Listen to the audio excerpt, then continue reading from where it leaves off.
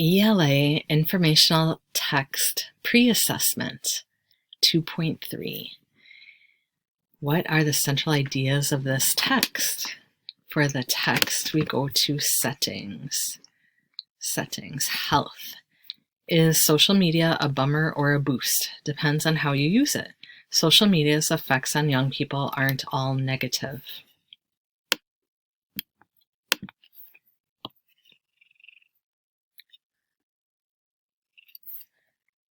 Two teenage boys use their smartphones as they sit on a bench in Vail, Colorado.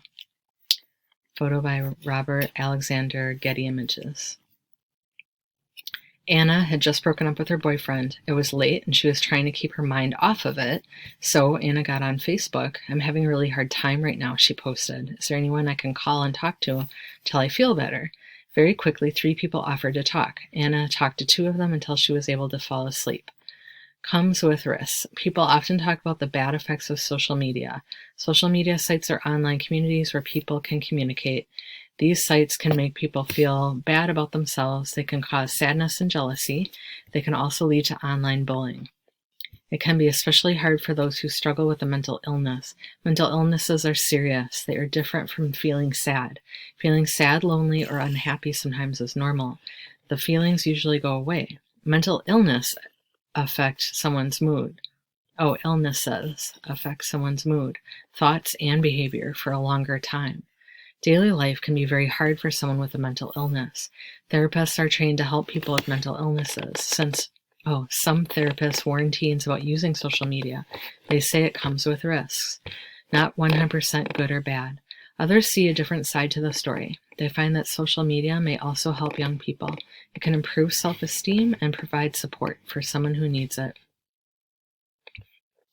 Amy Gonzalez studies social media and health. The topic is not absolutely good or bad, she said.